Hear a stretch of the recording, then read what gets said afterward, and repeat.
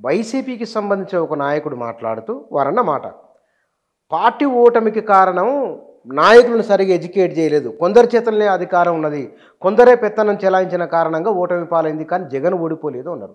మరి ఎడ్యుకేట్ చేయాల్సింది, చూసుకోవాల్సింది వితిన్ ద పార్టీలో ఏం జరుగుతుందో చూసుకోవాలా, లేకపోతే కనుక ప్రజల గురించి మాట్లాడాలన్నా, ఏం జరగాలి? అంటే రీసెంట్గా అన్నారా?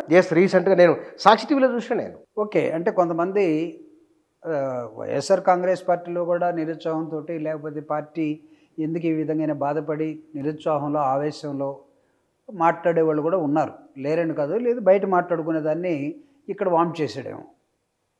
అది ఇక్కడ ఒక అంటే ఎందుకంటారు అట్లా? అంటే ఏం జరిగింది అనేది వితిన్ ద పార్టీలో అసలు మీరు మాట్లాడుకున్నారా అనేది బేసిక్ థింగ్. ఎందుకంటే తెలుగుదేశానికి జగన్మోహన్ రెడ్డికి ఓట్ల తేడా ఎక్కువ లేదు.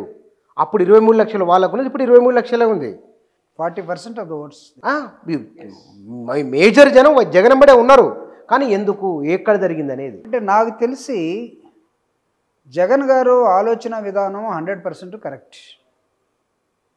అయితే నీకు ఓటింగ్కి వచ్చేసరికి అవతల ఉన్నటువంటి ఒక ఫోర్సు ఏమైందంటే, 3 పార్టీల కూటమి 3 కులాలుగా సమాజాన్ని ప్రభావితం చేసే ధనం కానీ, అధికారం కానీ, లేకపోతే ముఖ్యమంత్రి కావాలన్న కోరిక ఉన్నటువంటి 3 పార్టీలు ఒక పార్టీగా ఏర్పడి, ఒక కూటమిగా ఏర్పడి వచ్చినప్పుడు జగన్మోహన్ రెడ్డి గారికి ఉన్నటువంటి వచ్చిన 40% ఆ కూటమి ముందు 1% 2% తగ్గి ఓడిపోయి ఉండొచ్చు. It doesn't mean that Jaganmohan Reddy గారి మీద ప్రేమ ఉంది అంటే, జగన్మోహన్ రెడ్డి గారి తర్వాతే కదా కింద ఉండే వాళ్ళందరూ కూడా. మన కింద ఉండే వాళ్ళని మనం తప్పు పట్టే కన్నా, కిందుండే వాళ్ళని తప్పు పట్టే కన్నా ఈ సిస్టంలో ఇంత చేస్తున్నప్పుడు ఎక్కడ లోపం జరిగింది? ఇందాక మీరు పాయింట్అవుట్ చేశారు, ఎడ్యుకేట్ డాక్టర్ బాబాసాహెబ్ అంబేద్కర్ అన్నది, నువ్వు చేసిన ప్రతి దాన్ని నువ్వు సమాజంలోకి బినీత్ అడుగులోకి తీసుకెళ్ళడానికి ఒక ప్రయత్నం చేయాలి. వర్షం పడుతుంది బుచ్చన్ గారు, ఇక్కడ ఈరోజు మొత్తం హైదరాబాదు లేకపోతే విజయవాడ మొత్తం మునిగిపోతూ ఉన్నాయి. నీళ్ళు ఎక్కడికి వెళ్తున్నాయి? పైనుంచి పడుతున్నటువంటి నీళ్లు భూమిలోకి వెళ్తున్నాయా, లేకపోతే ఇంకేమైనా మళ్ళీ పైకి ఆవిరై పైకి పోతున్నాయా? భూమికి వెళ్తాయి కదా. నీ సిద్ధాంతం కూడా, నీ నాయకత్వం కూడా ప్రజల్లోకి నువ్వు ఇంజెక్ట్ చేయాల్సినటువంటి అవసరం ఉంది. అది చేయలేకపోయినాడు.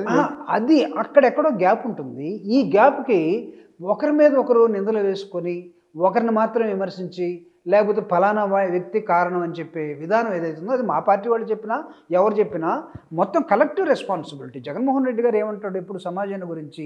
అంతెందుకు అసలు ఎస్సీల్లో ఉన్నటువంటి మాలమాదిగల గురించి ఆయన ఏమంటాడంటే, మీరందరూ కూడా యునైట్గా ఉండాలి, మీరు విడిపోతే ఇట్లా అయిపోతారు, మీ శక్తి పోతుంది, బార్గైనింగ్ కెపాసిటీ పోతుంది, సమాజాన్ని మొత్తం మనం అప్లిఫ్ట్ చేయాల్సిన అవసరం ఉంది.